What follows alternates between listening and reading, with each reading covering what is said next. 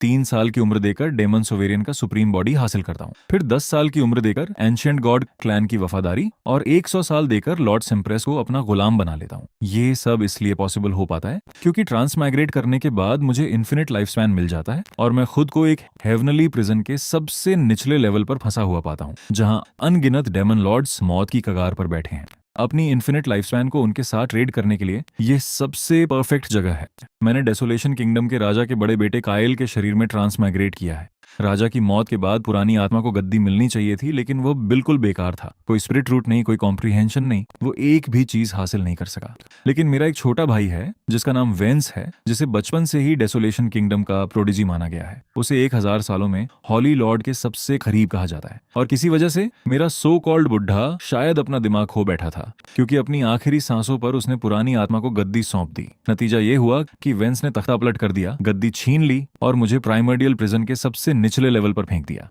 Primordial prison desolation kingdom की सबसे खतरनाक जेल है। इसमें सबसे निर्दयी, बेहद ताकतवर और लगभग न मारे जा सकने वाले डेमन लॉर्ड्स कैद हैं। जब मुझे पहली बार इन्फिनिट लाइफ स्पैन सिस्टम मिलता है तो मेरी योजना चुपचाप रहने, धीरे धीरे ताकतवर बनने और सबसे ज्यादा जीने की होती है, ताकि बाद में अजय बन सकूं। लेकिन मैंने कभी नहीं सोचा था कि चीजें ऐसा मोड़ लेंगी। मैं सच में बहुत फ्रस्ट्रेटेड हूँ। ये सिस्टम कचरा है। ये मुझे सिर्फ लाइफ स्पैन देता है, कोई टैलेंट नहीं, कोई कॉम्प्रिहेंशन नहीं, कुछ भी नहीं। लेकिन शुक्र है कि सिस्टम के अलावा मुझे लाइफ स्क्रिप्चर भी मिली है, जो एक ऐसा कल्टीवेशन मैनुअल है जिससे मैं दूसरों को अपनी लाइफ स्पैन दे सका हूं और उसे किसी भी वक्त वापस ले सका हूं। लेकिन अगर मैं मर जाता हूं तो जो लाइफ स्पैन मैंने दी है वो भी गायब हो जाएगी। हर एक पल खत्म हो जाएगा। यह लाइफ स्क्रिप्चर की सबसे बड़ी ताकत है। मुझे लगता है कि मैं इसका इस्तेमाल लाइफ स्पैन मर्चेंट बनने के लिए कर सकता हूँ। लेकिन जेल में फेंके जाने से पहले मुझे कभी कोई ऐसा क्लाइंट नहीं मिला जो ट्रेड करने लायक हो। मैंने क्लाइंट्स के लिए 3 रूल्स सेट किए थे। पहला, उन्हें मौत की कगार पर होना चाहिए, क्योंकि सिर्फ ऐसा इंसान ही जिंदा रहने के चांस के लिए कुछ भी कर सकता है। दूसरा, उन्हें बहुत ताकतवर होना चाहिए, क्योंकि सिर्फ वैसा क्लाइंट ही इस डील के लायक है। तीसरा, वे पूरी तरह अकेले होने चाहिए या पूरी दुनिया के दुश्मन होने चाहिए। अकेले होने का मतलब है कोई सपोर्ट ना होना। हर तरफ दुश्मन होने का मतलब है किसी पर भरोसा ना कर पाना। सिर्फ ऐसे इंसान को ही पूरी तरह अपनी तरफ कन्वर्ट किया जा सकता है। लेकिन सालों की तलाश के बाद भी इस जेल में फेंके जाने से पहले मैं एक भी डील पूरी नहीं कर पाता हूँ। अभी मैं जेल में मेडिटेशन कर रहा हूँ, तभी एक आवाज मेरा ध्यान खींचती है। मैं थोड़ा छिड़कर देखता हूँ तो मुझे फटे पुराने कपड़ों में कई जंजीरों से बंधा हुआ एक गंदा बुढ़ा दिखाई देता है। उसके बगल में उसकी डिटेल्स वाला एक बोर्ड रखा है, मैग्नस। डेसोलेशन किंगडम के श्वान एरा के 236वें साल में एक बगावत की अगुवाई की, जिसे सेक्लूजन से बाहर आए एक सेंट ने दबा दिया था। उन लाइनों को पढ़कर मैं पहले से ही जान जाता हूं कि वह कौन है। 300 से भी ज्यादा साल पहले एक महान जनरल ने बगावत शुरू की थी, जिसने लगभग पूरे डेसोलेशन किंगडम को उखाड़ फेंका था। अगर एक सेंट ने सेक्लूजन से बाहर आकर उसे न रोका होता तो शायद यह किंगडम खत्म हो चुका होता। मेरे सामने खड़ा इंसान वही जनरल होना चाहिए। मुझे एक आइडिया आता है। मैं पास जाता हूं और उसे जगाने के लिए 2 लात मारता हूं। मैग्नस आखिरकार हिलता है, लेकिन वह बहुत बूढ़ा और कमजोर है, बिल्कुल मौत के दरवाजे पर खड़ा है। वह खड़ा भी नहीं हो सकता, वह सिर्फ किसी के पास आने को महसूस कर सका है। तभी मेरे दिमाग में एक आवाज गूंजती है, लड़के, तुम मुझे क्यों डिस्टर्ब कर रहे हो? मैं मुस्कुराता हूं और पूछता हूं, क्या तुम जीना चाहते हो? मैं तुम्हें लाइफ स्पैन दे सका हूं। मेरे दिमाग में एक मजाक उड़ाती हुई हंसी गूंजती है। जाहिल बच्चे, तुम मुश्किल से बॉडी टेम्पिंग लेवल 1 पर हो, और तुम्हारी हिम्मत कैसे हुई इतने बड़े दावे करने की? क्या तुम जानते हो कि मैं मौत की कगार पर हूँ? कोई इमॉर्टल भी मुझे नहीं बचा सका। अगर मैं अभी हिल पाता तो तुम्हें वहीं मार देता जहां तुम खड़े हो। मैं बस मुस्कुराता हूँ। तुम्हारी ये अकड़, मुझे उम्मीद है कि तुम इसे एक पल में भी बनाए रख पाओगे। मैं लाइफ स्क्रिप्चर को एक्टिवेट करता हूँ और मैग्नस को सिर्फ 1 दिन की लाइफ स्पैन देता हूँ। अगले ही सेकंड वह ये देकर हैरान रह जाता है कि उसकी लाइफ फोर्स वापस आ रही है। ये सिर्फ एक छोटा सा हिस्सा है, लेकिन उसे हिलाने डुलने के लिए काफी है। वह लड़खड़ाते हुए अपने पैरों पर खड़ा होता है और मुझे शौक में घूरता है। फिर वह जोर जोर से हंसने लगा है। मुझे लगा था कि मैं खत्म हो चुका हूँ, लेकिन किस्मत तुम्हें मेरे पास ले आई बच्चे। जब तुम लाइफ स्पैन दे सकते हो तो मुझे अपनी पूरी लाइफ स्पैन दे दो। दबाव की एक भयानक लहर मुझ पर हमला करती है, लेकिन अगले ही सेकंड मैग्नस टूटे हुए पंखों वाले परिंदे की तरह हवा से नीचे गिरता है और वापस अपनी मरती हुई हालत में आ जाता है। क्या? अभी क्या हुआ? मैं ठंडी हंसी हंसता हूँ। तुम्हें लगता है कि मैं तुम्हें बिना किसी सेफगार्ड के लाइफ स्पैन दूंगा? तुम्हारी जिंदगी मेरी दी हुई है और इसे वापस लेना भी मेरे हाथ में है। दोबारा ऐसी हरकत की तो यहीं सड़कर मरने के लिए तैयार रहना। मैं मुड़ता हूँ और जाने लगता हूँ। मैग्नस पैनिक हो जाता है और पीछे से चिल्लाता है, रुको, मैं तुम पर दोबारा अटैक नहीं करूंगा, मैं कसम खाता हूँ। अगर तुम्हें मुझ पर भरोसा नहीं है तो मैं हेवनली ऑथ लेने को तैयार हूँ। लेकिन मैं धीमा भी नहीं होता। मैं चलता रहता हूँ और मैग्नस पूरी तरह अपना आपा खो देता है। मत जाओ कायल, मैं तुम्हें बॉस बुला रहा हूँ, क्या इतना काफी नहीं है? मैं गलत था। ओके प्लीज, मैं तुमसे भीख मांगता हूँ, मत जाओ। तभी मैं रुका हूँ और एक सेटिस्फाइड स्माइल के साथ मुड़ता हूँ। मुझे तुम्हारी पहली वाली अकड़ ज्यादा पसंद थी। ये देखकर कि मैं जा नहीं रहा हूँ, मैग्नस राहत की एक लंबी सांस लेता है और ध्यान से पूछता है, तुम सच में मुझे लाइफ स्पैन दे सकते हो?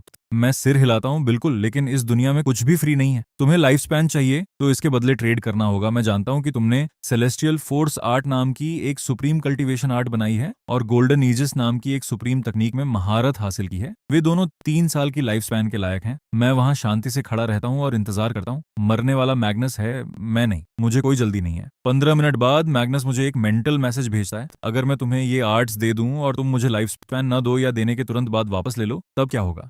मैं जानता हूं कि यही उसकी सबसे बड़ी चिंता है। अगर मैं इसे दूर नहीं करूंगा तो वह डील करने से बेहतर मरना पसंद करेगा। इसलिए उसे दिलासा देने के लिए मैं इशारा करता हूं कि उसके पास ज्यादा ऑप्शंस नहीं है। हैं क्या? लेकिन चूंकि तुम इतने सिंसियर हो, मैं एक हेवनली ऑथ लेता हूं।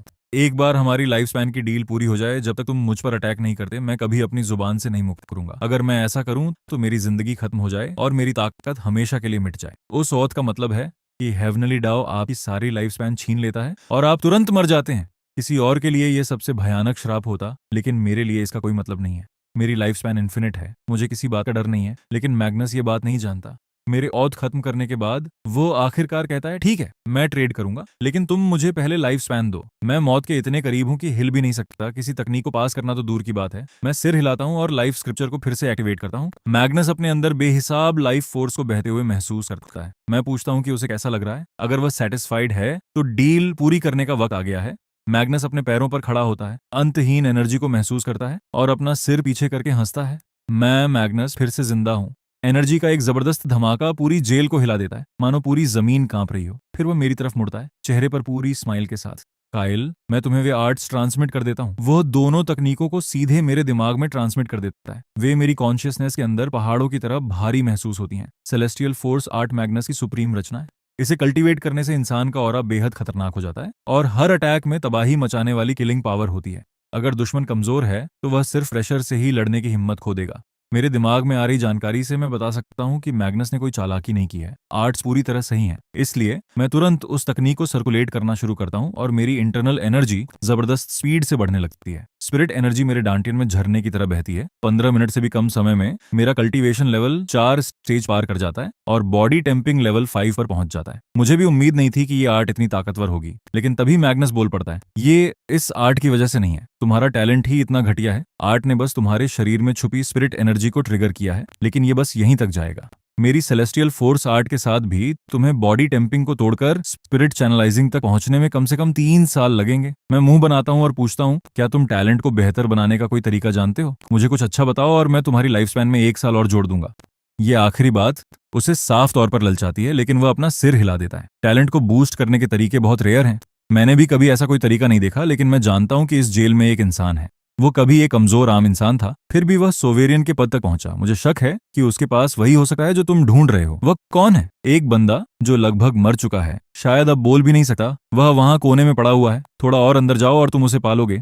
मेरी आंखें तुरंत चमक उठती हैं। लगभग मर चुका, यही तो मुझे चाहिए। अगर वह मर ना रहा होता तो मुझे कोई इंटरेस्ट भी नहीं होता। मैं मैग्नस को रास्ता दिखाने के लिए कहता हूँ, जल्द ही हम एक कोने में पहुंचते हैं जहां एक मिडिल एज्ड आदमी जमीन पर पड़ा है। लेकिन हैरान करने वाली बात यह है कि मिडिल एज्ड दिखने के बावजूद उसके बाल पूरी तरह सफेद हैं, जैसे मौत की कगार पर खड़े किसी बुढ़े के होते हैं। ये साफ है कि उसके पास ज्यादा वक्त नहीं बचा है।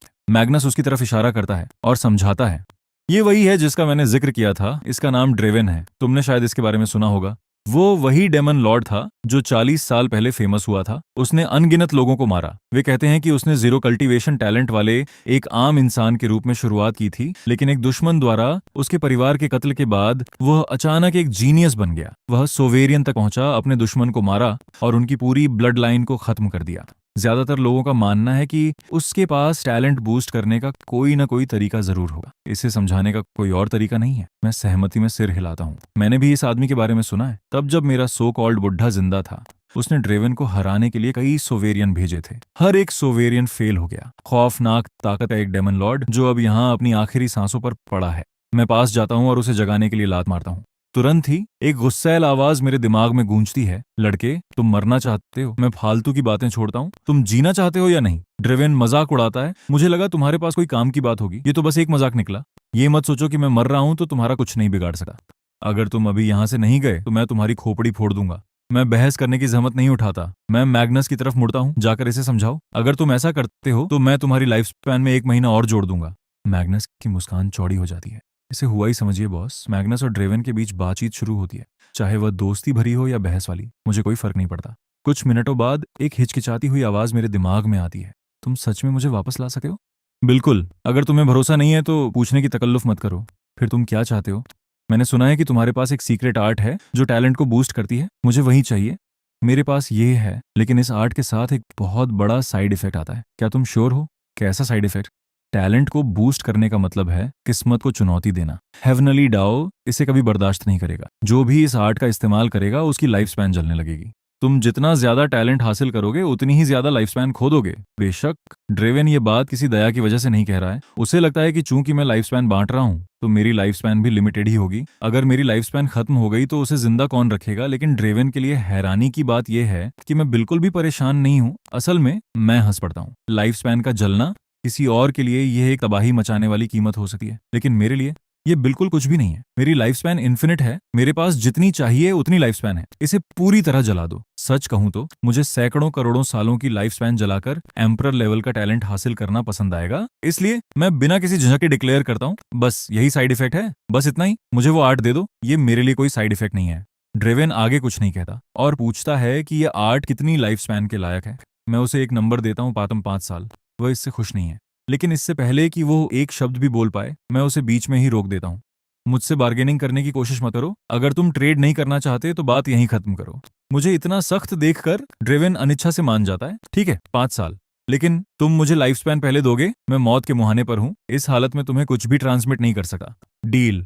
मैं बिना किसी झिझक के लाइफ स्पैन ट्रांसफर कर देता हूं। जैसे ही लाइफ स्पैन अंदर बहती है, ड्रेवन की वाइटैलिटी लगातार वापस आने लगती है। उसके सफेद बाल फिर से काले हो जाते हैं। वह अपने हाथों को अविश्वास से घूरता है, फिर अपना सिर पीछे करके हंसता है। मेरी लाइफ फोर्स सच में वापस आ गई है। मैं ड्रेवन वापस आ गया हूं। कुछ मिनटों बाद उसका एक्साइटमेंट आखिरकार शांत होता है। मैं पूछता हूं कि उसे कैसा लग रहा है। अब अपनी बात पूरी करने का वक्त आ गया है। ड्रेवन मेरी तरफ देखता है। उसकी आंखों में एक ठंडी झलक चमकती है, लेकिन तभी वह मैग्नस को मेरे बगल में खड़ा देखता है और उसकी हिम्मत टूट जाती है। वह असल में मुझे मारना या कंट्रोल करना चाहता है ताकि मुझे और ज्यादा लाइफ स्पैन देने के लिए मजबूर कर सके, लेकिन मैग्नस से एक दबाने वाला ऑरा निकल रहा है जिससे ड्रेवन को एहसास होता है कि मैग्नस खुद उससे कमजोर नहीं है। इसके अलावा मैग्नस ने उसे पहले ही वार्न कर दिया था कि मैं न सिर्फ लाइफ स्पैन दे सकता हूं बल्कि उसे किसी भी वक्त वापस भी ले सकता हूं। ड्रेवन को शक है, लेकिन वह कोई कदम उठाने की हिम्मत नहीं करता, इसलिए वह उस आर्ट को सीधे मेरे दिमाग में ट्रांसमिट कर देता है। ये ब्लड फायर टैलेंट आर्ट है, बिल्कुल वही जो तुम चाहते थे। मैं जानकारी का एक सैलाब अपने अंदर आता हुआ महसूस करता हूँ और मेरा एक्साइटमेंट बढ़ जाता है। मैं तुरंत मैग्नस को पहरा देने के लिए कहता हूँ और वहीं जमीन पर कल्टीवेट करने बैठ जाता हूँ। ब्लड फायर टैलेंट आर्ट इंसान के टैलेंट को जबरदस्ती बूस्ट करने के लिए लाइफ स्पैन को जलाती है। 10 साल की लाइफ स्पैन से एवरेज टैलेंट मिलता है, 100 साल से सुपीरियर टैलेंट मिलता है, 1000 साल से टॉप ईयर टैलेंट मिलता है, 10,000 साल से अनराइवल टैलेंट मिलता है, और लाइफ स्पैन मेरे पास जितनी चाहिए उतनी है। इसलिए मैं शुरुआत में ही सीधे 10,000 साल जलाने का फैसला करता हूँ। Blood fire talent art activate हो जाती है। मैं अपनी लाइफ फोर्स को एक खतरनाक स्पीड से ड्रेन होते हुए महसूस कर सकता हूँ, लेकिन मेरी लाइफ स्पैन इन्फिनिट है और मेरी लाइफ फोर्स भी।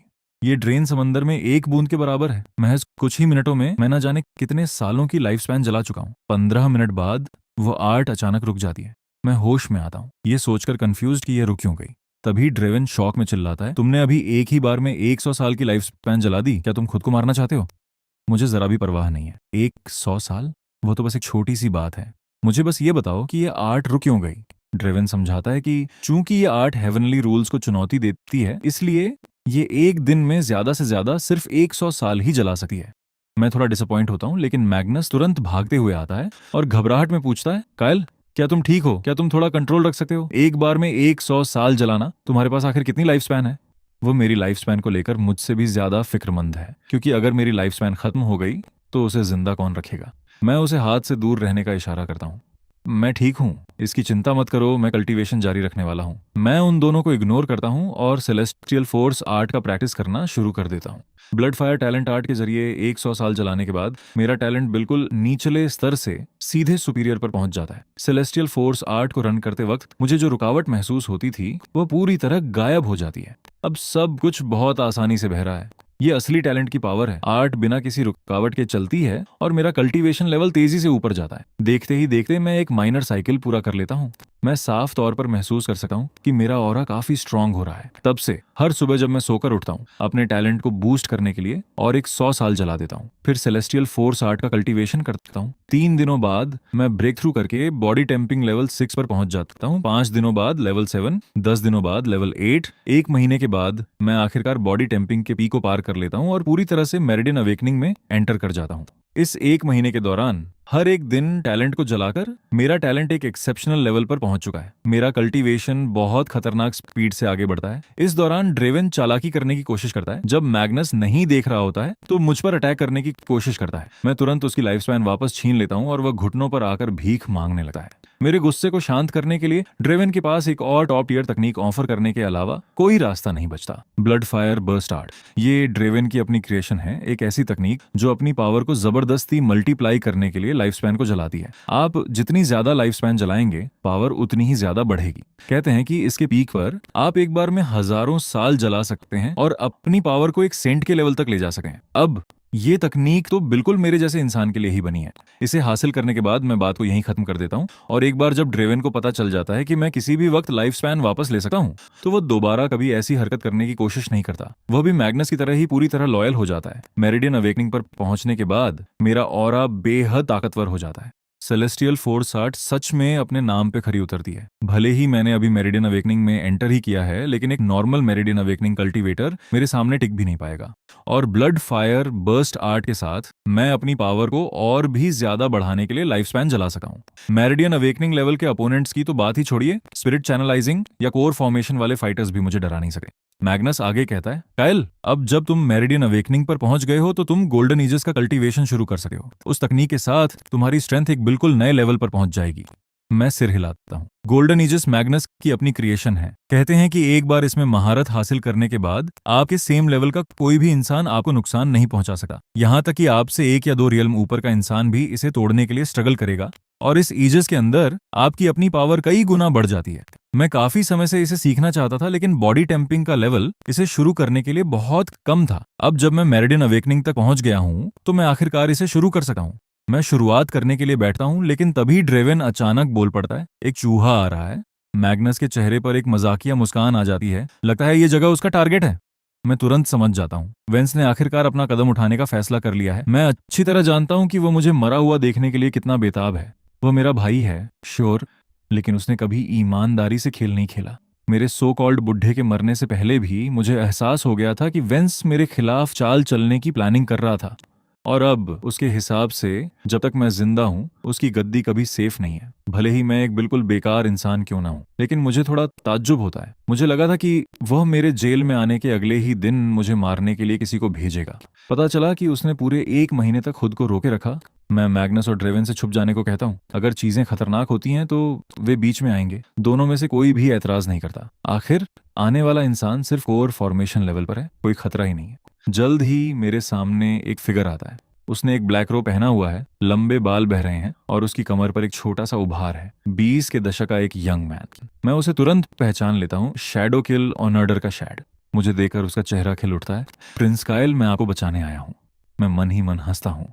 शैडो किल ऑर्डर एक असासिन गिल्ड जो लोगों को बचाने आई है। कोई भी समझदार इंसान इस बात पर भरोसा नहीं करेगा। मैं ठंडे टोन में कहता हूँ, रॉयल परमिशन के बिना तुम यहाँ अंदर आ ही नहीं सकते थे। अपना असली मकसद बताओ, वरना इसके बाद जो होगा उसके जिम्मेदार तुम खुद होगे। ये देखकर कि उसका नाटक काम नहीं आया, शैड दिखावा छोड़ देता है और तंज कसता है। उम्मीद नहीं थी कि तुम जैसे बेकार इंसान के पास थोड़ा दिमाग भी होगा। मैं तुम्हें मारने आया हूँ, ऑब्वियसली। मुझे दोष मत दो, खुद को दोष दो कि तुम्हारी कीमत इतनी ज्यादा है। वेंस ने तुम्हें कितने पैसे दिए? इन्फॉर्मेशन निकालने की कोशिश मत करो, बस अपनी आंखें खुली रखकर मर जाओ। शैड का फिगर पल भर में गायब हो जाता है, परछाई की तरह अंधेरे में घुल जाता है। मैं दहाड़ता हूँ, ब्लड फायर बर्स्ट आर्ट। अगले ही सेकंड भारी मात्रा में लाइफ स्पैन जल उठती है। मेरी पावर तेजी से ऊपर चढ़ने लगती है। मुझे ये भी नहीं पता कि मैं कितनी लाइफ स्पैन जला रहा हूँ, लेकिन मेरी स्ट्रेंथ मेरिडियन अवेकनिंग लेवल 1 से छलांग लगाती हुई स्पिरिट चैनलाइजिंग और कोर फॉर्मेशन को पार करके सीधे वायलेट पैलेस तक पहुंच जाती है। मेरा पूरा ऑरा फट पड़ता है, आसपास की हर चीज को हिलाकर रख देता है। अंधेरे में छिपा हुआ शैड तुरंत झटके से बाहर आ गिरता है। वह जमीन पर गिरता है, खून की उल्टी करता है और पूरे अविश्वास के साथ मुझे घूरता है। तुम तो बिल्कुल बेकार होने चाहिए थे। तुम्हारे पास अचानक वायलेट पैलेस की पावर कैसे आ गई? जाकर अगली दुनिया में पूछना। मैं अपना घूंसा सीधे उसके सिर पर मारता हूँ और वो पूरे रियल्म के एडवांटेज के साथ तरबूज की तरह फट जाता है। शैड को मारना बिल्कुल आसान था। मैं ब्लड फायर बर्स्ट आर्ट की पावर से काफी खुश हूँ। सिर्फ 3000 साल की लाइफ स्पैन जलाने से मुझे इस तरह की स्ट्रेंथ मिल गई। बिल्कुल बुरा नहीं है। मैग्नस और ड्रेवन परछाइयों से बाहर आते हैं। वे अब इसके आदी हो चुके हैं। पिछले कुछ हफ्तों से मैं बिना रुके ब्लड फायर बर्स्ट आर्ट का इस्तेमाल कर रहा हूँ। मुझे हजारों साल जलाते हुए देखने के बाद वे ये समझने लगे हैं कि मेरी लाइफ स्पैन बहुत ही ज्यादा होगी। ड्रेवन खुद को रोक नहीं पाता और पूछता है, कायल तुम्हारे पास असल में कितनी लाइफ स्पैन है? मैं बेपरवाही से हाथ हिलाता हूँ। ज्यादा नहीं है, मैं जल्द ही मरने वाला हूँ। ड्रेवन की आंख फड़ती है। मैं पहले ही दसियों हजार साल जला चुका हूँ और कह रहा हूँ कि ज्यादा नहीं है।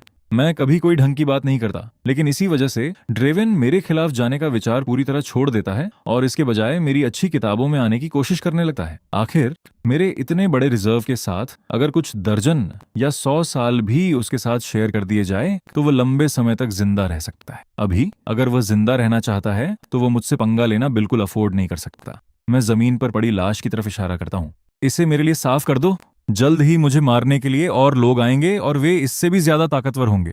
मुझे ट्रेन करने और भी ज्यादा पावरफुल बनने की जरूरत है। मैग्नस तुरंत बोल पड़ता है, चिंता मत करो काइल। अगर उन्होंने आने की हिम्मत की तो मैं मेक श्योर करूंगा कि उनमें से कोई भी जिंदा वापस न लौटे। मैं उसे एक लुक देता हूँ। तुम सिर्फ एक सोवेरियन हो। क्या होगा अगर उन्होंने किसी एपेक्स लॉर्ड या फिर किसी सेंट को भेज दिया? तब क्या करोगे? सही कहा ना? तुम्हें लगता है कि ऐसा बोलने से बात सच हो जाएगी? मैं उससे बहस करना छोड़ देता हूँ और कल्टीवेट करने बैठ जाता हूँ। 15 मिनट बाद मेरे चारों तरफ एक गोल्डन ऑरा घूमने लगता है जो धुंध के बादलों की तरह तैर रहा है। मैग्नस का मुंह खुला का खुला रह जाता है। ये तो गोल्डन ईजिस के बनने का साइन है, वो भी इतनी जल्दी। अभी तो बस कुछ ही मिनट हुए हैं। गोल्डन ईजिस मैग्नस की अपनी सुप्रीम क्रिएशन है। उससे बेहतर कोई नहीं जानता कि इसे बनाना कितना मुश्किल है। यहाँ तक कि खुद उसे, इसके क्रिएटर को, ईजिस को फोर्ज करने से पहले सालों की कठिन मेहनत और रिफाइनमेंट से गुजरना पड़ा था। लेकिन अगर उसे सही से याद है तो मैंने गोल्डन ईजिस का कल्टीवेशन आज ही शुरू किया था। ड्रेवन अपनी भौहें उठाता है। क्या तुम्हारा ये गोल्डन ईजिस सच में इतना मुश्किल है बनाना? मैग्नस ठंडे टोन में जवाब देता है, मैंने इसे फोर्ज करने के लिए अपने खुद के कल्टीवेशन को पूरे 3 सालों तक रोके रखा था। अगर मैंने ऐसा न किया होता तो मैं उस वक्त एपेक्स लॉर्ड बन चुका होता। यहाँ तक कि सेंट के लेवल पर पहुंचना भी कोई बड़ी बात नहीं थी। इस बात से ड्रेवन को अंदाजा हो जाता है। वो कहता है, खैर ये बच्चा अपने टैलेंट को बूस्ट करने के लिए हर दिन 100 साल की लाइफ स्पैन जलाता है, तो इस तरह की स्पीड कोई अजीब बात नहीं है। मैग्नस को फिर भी ये बात हजम नहीं होती। मुझे तो लगने लगा है कि ये कोई मॉन्स्टर है। हर दिन इतनी लाइफ स्पैन को ऐसे जलाना जैसे कुछ हुआ ही ना हो। मुझे लग रहा है कि सिर्फ कुछ सालों की लाइफ स्पैन के लिए 2 सुप्रीम आर्ट्स का ट्रेड करना एक काफी बुरा सौदा था। तभी मैं अपनी आंखें खोलता हूँ। मैंने उसका एक एक शब्द सुन लिया था। मैग्नस डर के मारे लगभग उछल ही पड़ता है। काइल, तुमने गलत सुन लिया। तुमने डेफिनेटली गलत सुना है। मैं मुस्कुराता हूँ। क्या सच में? मुझे तो लगा कि तुम थोड़े नाखुश थे।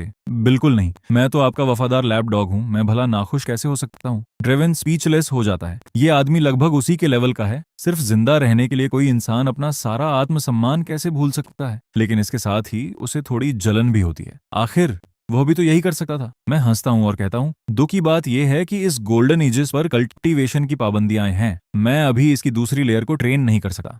गोल्डन ईजिस में टोटल 9 लेयर्स हैं। मेरिडियन अवेकनिंग से सिर्फ पहली लेयर अनलॉक होती है।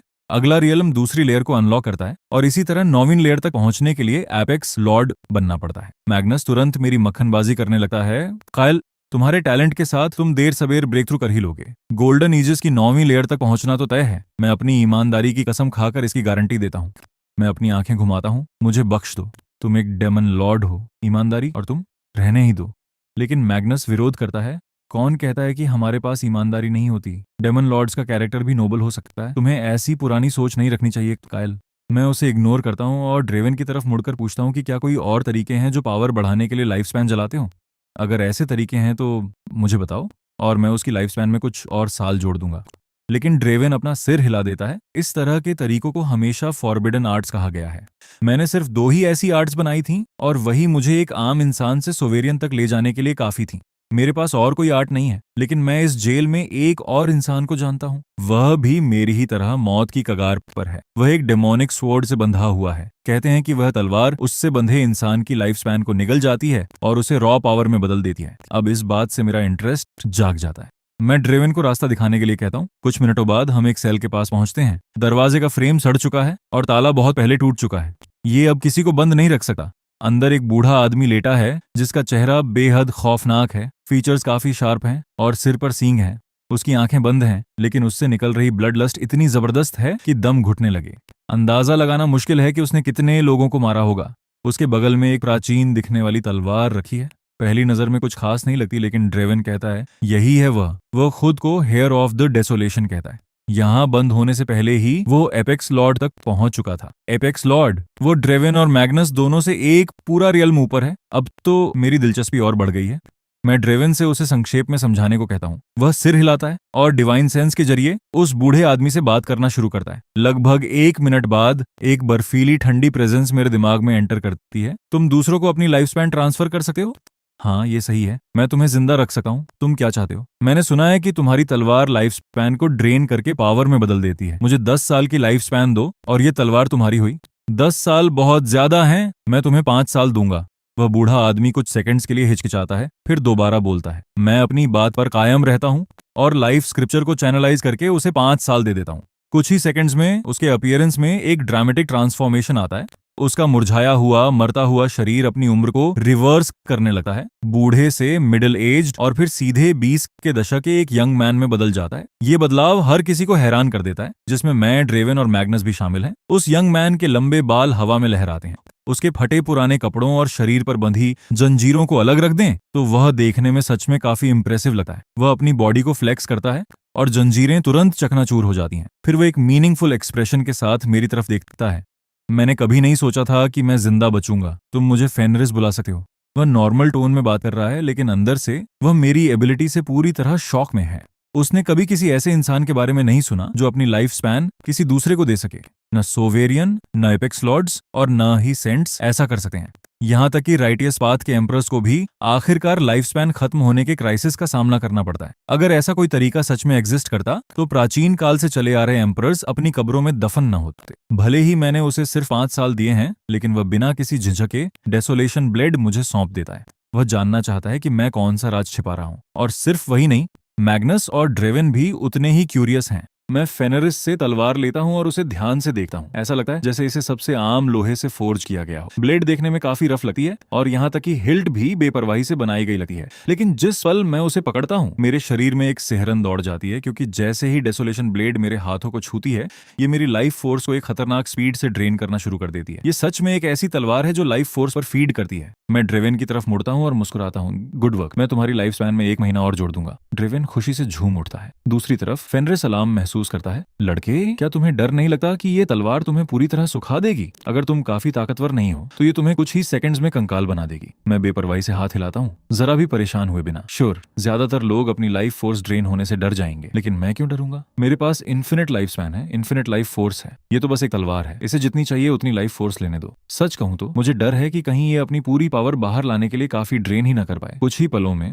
डेसोलेशन ब्लेड बहुत भारी मात्रा में लाइफ फोर्स अब्सॉर्ब कर लेती है। मैं इसकी पावर को टेस्ट करने का फैसला करता हूँ। मैं अपनी पूरी स्ट्रेंथ जमा करता हूँ और तलवार चलाता हूँ, जिससे स्वॉर्ड एनर्जी के जबरदस्त ब्लास्ट निकलते हैं। आसपास की सेल्स तबाह हो जाती हैं और डार्क आयरन की दीवारें धूल में मिल जाती हैं। वे तीनों बूढ़े डेमन लॉर्ड्स मुश्किल से कोई रिएक्शन देते हैं, लेकिन मैं बहुत सेटिस्फाइड हूँ। वह स्ट्राइक शायद वॉइड पियर्सिंग के लेवल के करीब थी। ब्लड फायर, बर्स्ट आर्ट और डेसोलेशन ब्लेड के कॉम्बिनेशन के साथ ये सच में एक डेमोनिक ब्लेड के लायक है। भले ही मैं अभी सिर्फ मेरिडियन अवेकनिंग पे हूँ, लेकिन जो पावर मैं अनलीश कर सकता हूँ वह एक वॉइड पियर्सिंग फाइटर को मारने के लिए काफी है। Meridian awakening, spirit channelizing, core formation, violet palace, void piercing, ये पूरे 3 रियल्म्स का अंतर है। ये मेरे लेवल पर अजय होने से भी बहुत आगे की बात है। इसके अलावा तीनों डेमन लॉर्ड्स की जिंदगियां अब मेरे हाथों में है। वे मुझे छोड़कर कहीं नहीं जा सकते। अब मुझे जो करने की जरूरत है वह है इस पूरी जेल का सफाया करना, और जब वक्त आए तो लड़ते हुए बाहर निकलना। भला कौन मुझे रोक पाएगा? आखिर वेंस ने मेरे साथ जो किया था, मैं उसे कभी नहीं भूला हूं। वो भले ही मेरा भाई हो, लेकिन उसने मुझे मरवाने की कोशिश की थी। मैं इसे ऐसे ही कैसे जाने दे सकता हूँ? इस बीच डेसोलेशन किंगडम के अंदर अपने कोरोनेशन के बाद वेंस स्टेट के अफेयर्स संभालना शुरू करता है। अपने इंपीरियल रोब में वो एक के बाद एक मिनिस्टर्स की रिपोर्ट सुनता है और ज्यादा से ज्यादा ओवरवेल्म्ड महसूस करने लगता है। गद्दी पर बैठने के बाद ही उसे एहसास होता है कि इस सीट पर बैठना इतना आसान नहीं है, लेकिन जो भी हो वह अब सुप्रीम रूलर है। कोई भी उसकी खिलाफत नहीं कर सकता। उसका कल्टीवेशन सिर्फ वायलेट पैलेस है, लेकिन 17 साल की उम्र में उस लेवल तक पहुंचना पूरे डेसोलेशन किंगडम में एक रेयर टैलेंट माना जाता है। अचानक उसके दिमाग में एक चेहरा आता है, उसका वह बिल्कुल बेकार भाई जिसे उसने जेल में फेंक दिया था। आखिरी मिनिस्टर के जाने के बाद वो धीमी आवाज में बड़बड़ाता है, मैंने जिस आदमी को भेजा था उसकी कोई खबर आई क्या? उसने काम पूरा कर दिया? कुछ सेकंड्स बाद हवा में से एक आवाज आती है, अभी तक कोई खबर नहीं है। वेंस का एक्सप्रेशन पूरी तरह बर्फीला हो जाता है। वह शैडो किल ऑर्डर का बंदा है, कोई खबर ना हो ना। शैडो किल ऑर्डर काम पूरा किए बिना कभी पेमेंट नहीं लेता। तब सिर्फ एक ही पॉसिबिलिटी बचती है, कायल लगता है मैंने तुम्हें कम आंका, तो तुम्हारे पास कोई छुपा हुआ कार्ड है, लेकिन उससे क्या? तुम एक और फॉर्मेशन फाइटर को मार सकते हो क्या? तुम एक वायलेट पैलेस को मार सकते हो? अगर मार भी सकते हो तो क्या तुम वॉइड पियर्सिंग को संभाल सकते हो? चाहे कुछ भी हो, जब तक कायल जिंदा है वेंस का दिल कभी शांत नहीं रहेगा। वक्त तेजी से बीता है, एक और महीना गुजर जाता है। इस एक महीने में मैं लगातार कल्टीवेट करता हूँ और आखिरकार ब्रेक थ्रू करके स्पिरिट चैनलाइजिंग तक पहुंच जाता हूँ। बॉडी टेम्पिंग लेवल 1 से स्पिरिट चैनलाइजिंग तक पहुंचने में सिर्फ 2 महीने। इस तरह की स्पीड पूरे ईस्टर्न वाइल्ड्स में लगभग अनसुनी है। ये हर एक दिन टैलेंट को बूस्ट करने के लिए लाइफ स्पैन जलाने का नतीजा है। बदकिस्मती से जैसे जैसे जलने की तादाद बढ़ रही है, मेरे टैलेंट में होने वाले फायदे छोटे से छोटे होते जा रहे हैं। ये थोड़ा डिसअपॉइंटिंग है। जहां तक मैग्नस, ड्रेवन और फेनरिस की बात है, वे काफी समय पहले ही इसके आदी हो चुके हैं। वे तीनों ही मौत की कगार पर थे जब तक कि मैंने उनकी जिंदगी नहीं बढ़ा दी। भले ही मैंने उनसे कोई डिमांड नहीं की है, फिर भी वे तीनों चुपचाप मेरे साथ ही बने रहते हैं। उन्हें खाली बैठे देखकर मैं बोल पड़ता हूँ, ऐसे ही मत बैठे रहो। सोचो कि इस जेल में कोई और भी है जो मौत की कगार पर हो। मुझे उनके बारे में बताओ और मैं तुम्हारी लाइफ स्पैन में इजाफा कर दूंगा। उनकी आंखें चमक उठती हैं, लेकिन ड्रेवन इशारा करता है, यहाँ बंद कोई भी इंसान कम से कम एक सोवेरियन है। उस लेवल के लोग सदियों तक जीते हैं, कुछ तो 1000 साल से भी ज्यादा। ऐसे लोग बहुत ज्यादा नहीं है जो सच में मर रहे हो। मैं डिसअपॉइंट होता हूँ, लेकिन तभी फेनरिस बीच में बोलता है, भले ही यहाँ कोई मर ना रहा हो, लेकिन इस जेल में कई फॉरबिडन जोन है। कुछ जगहें तो ऐसी हैं जहाँ जाने की हिम्मत मैं भी नहीं करता। क्या तुम चलकर देखना चाहते हो? फॉरबिडन शब्द सुनते ही मेरी धड़कनें तेज हो जाती हैं। जिस भी चीज को फॉरबिडन कहा गया हो वह पक्का कुछ काम की ही होगी। मैं फेनरिस को रास्ता दिखाने के लिए कहता हूँ। मैग्नस और ड्रेवन पीछे नहीं छूट सकते थे, इसलिए वे भी साथ हो लेते हैं। कुछ ही देर में हम एक घने कोहरे को पार करते हुए एक बड़े खुले मैदान में पहुंचते हैं। आगे एक विशाल सीढ़ी खड़ी है, 9 सीढ़ियां, और हर एक सीढ़ी से एक खतरनाक किलिंग ऑरा निकल रहा है। 9वीं सीढ़ी के ऊपर बादलों में छिपा हुआ एक केव ड्वेलिंग है जिसका दरवाजा पूरी तरह बंद है। इस नजारे को देखकर तो मैं भी हैरान रह जाता हूँ। डेसोलेशन किंगडम का राजकुमार होने के बावजूद मैंने प्राइमोर्डियल प्रिजन के अंदर ऐसे किसी स्ट्रक्चर के बारे में कभी नहीं सुना था। मैं खुद को रोक नहीं पाता और पूछता हूँ, ये कौन सी जगह है? फेनरिस कहता है कि वह भी नहीं जानता, उसे बस इतना पता है कि ये एक रिस्ट्रिक्टेड एरिया है। उसने एक बार सीढ़ियों पर चढ़ने की कोशिश की थी, लेकिन उसकी लाइफ फोर्स बहुत ही खतरनाक स्पीड से ड्रेन होने लगी थी। उसके बाद उसने कभी आगे जाने की हिम्मत नहीं की। ये सुनते ही कि सीढ़ियां और लाइफ फोर्स को निगल जाती है, मेरा एक्साइटमेंट बढ़ जाता है। मैं पहली सीढ़ी पर कदम रखता हूँ और तुरंत महसूस करता हूँ कि मेरी लाइफ फोर्स ऐसे खींच रही है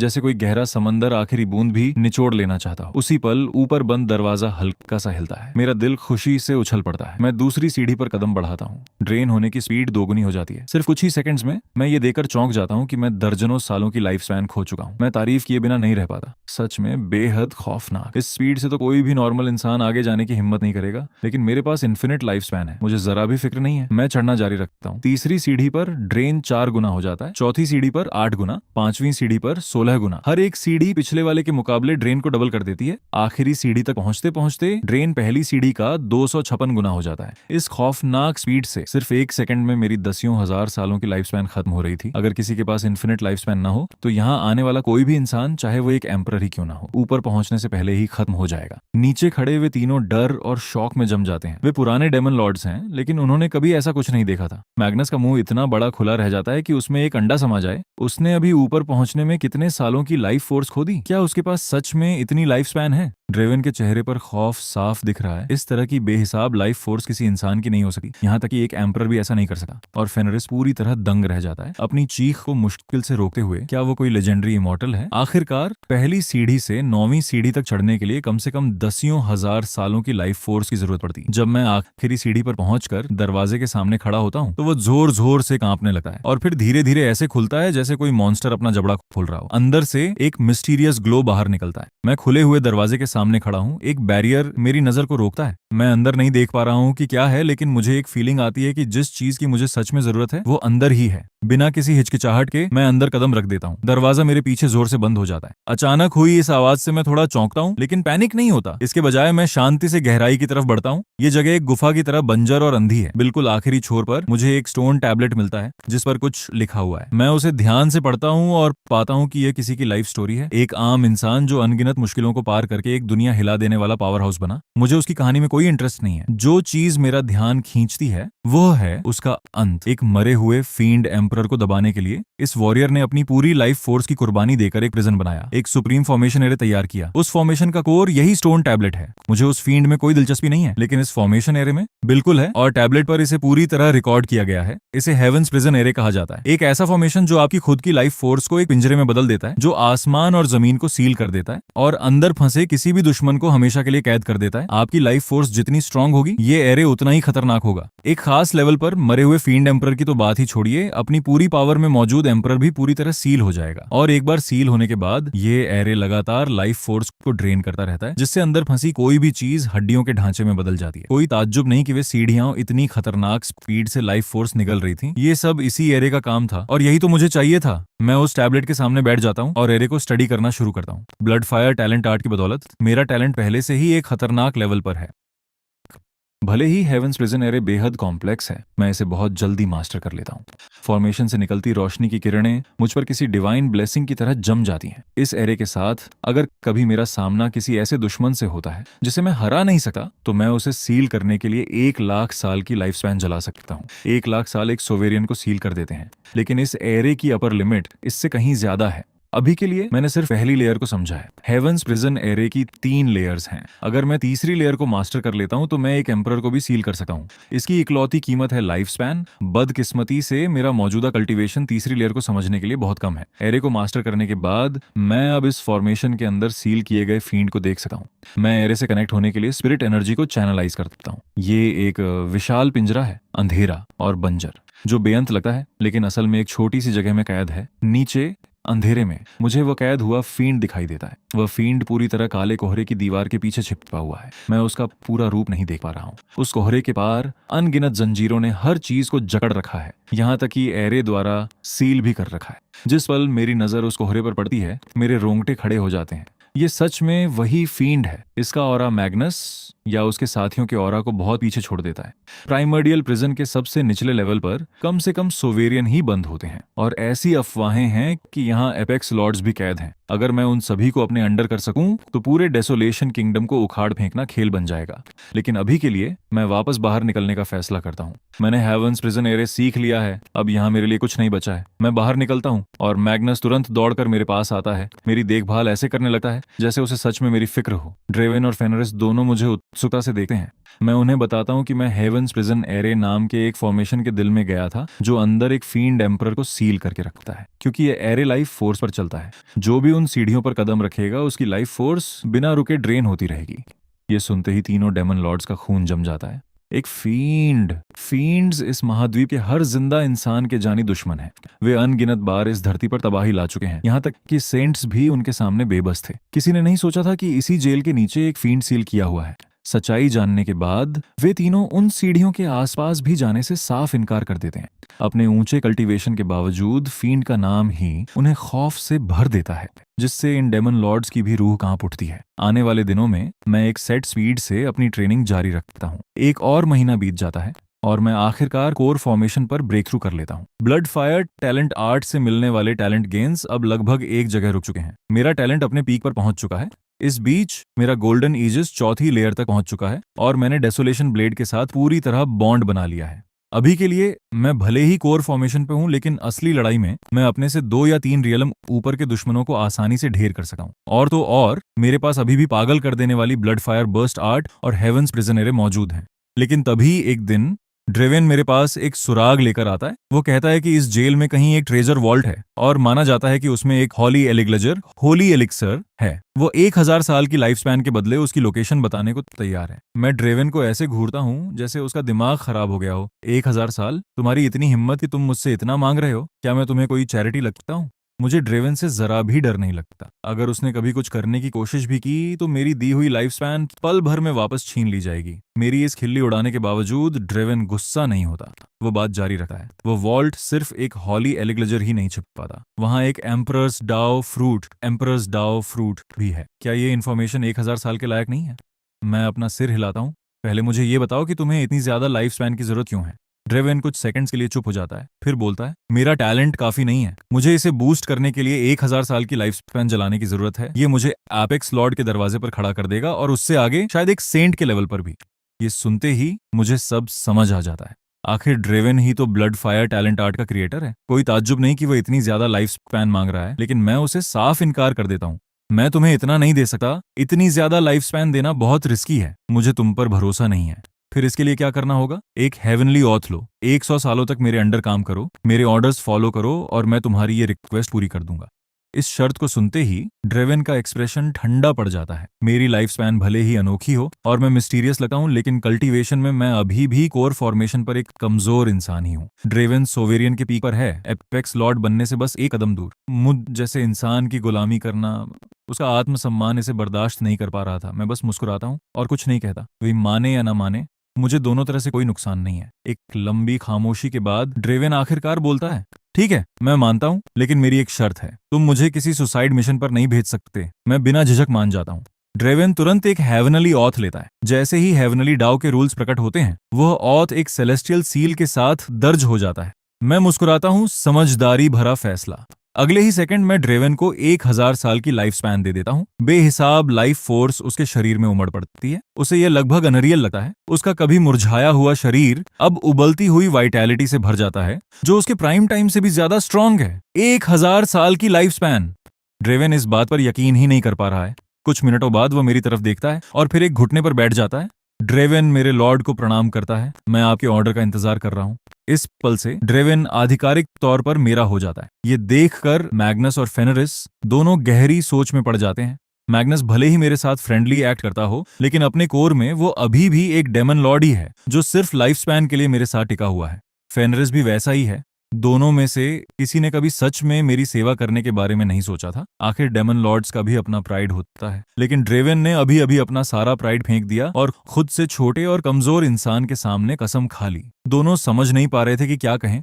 1000 साल की लाइफ स्पैन वर्सेस डिग्निटी, किसका पलड़ा भारी है? मैं सेटिस्फैक्शन के साथ मुस्कुराता हूँ। आखिरकार मैंने सच में एक डेमन लॉर्ड को पूरी तरह अपनी तरफ कर लिया है, लेकिन अब काम की बात पर आने का वक्त हो गया है। इसलिए मैं बोलता हूँ, ठीक है, मैंने तुम्हें लाइफ स्पैन दे दी है। अब जल्दी से मुझे उस ट्रेजर के बारे में बताओ जिसका तुमने जिक्र किया था।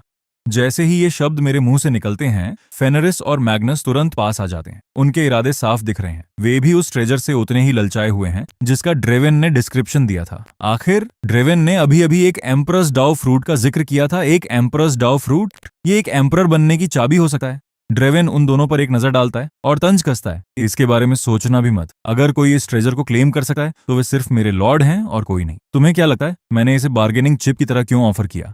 मैग्नस एक अजीब सी खांसी खाकर बात संभालता है। क्या? बिल्कुल नहीं, मैं तो कायल का वफादार लैप डॉग हूँ। मैं भला उनके ट्रेजर पर बुरी नजर कैसे डाल सकता हूँ? इस बीच फेनरिस चालाकी से 2 कदम पीछे हट जाता है, ऐसे प्रिटेंड करते हुए जैसे कुछ हुआ ही ना हो। मैं ड्रेवन से उन दोनों को इग्नोर करने और बात जारी रखने को कहता हूँ। ड्रेवन सिर हिलाता है और आगे बताता है, मैंने इस ट्रेजर को बस एक इत्तेफाक से खोजा था। सालों पहले जब मुझे पहली बार इस जेल में फेंका गया था, तो मेरी नजर एक हॉली एलिग्लेजर पर पड़ी। वह छुपने में बहुत माहिर था। अगर मैं गलती से उससे न टकराया होता तो मुझे पता भी न चलता कि वह एक हॉली एलिग्लेजर है। जैसे ही मैंने उसे देखा, वह तुरंत गायब हो गया। मैंने उसके निशानों का पीछा किया और आखिरकार मुझे कुछ खंडहर, रूइंस मिले।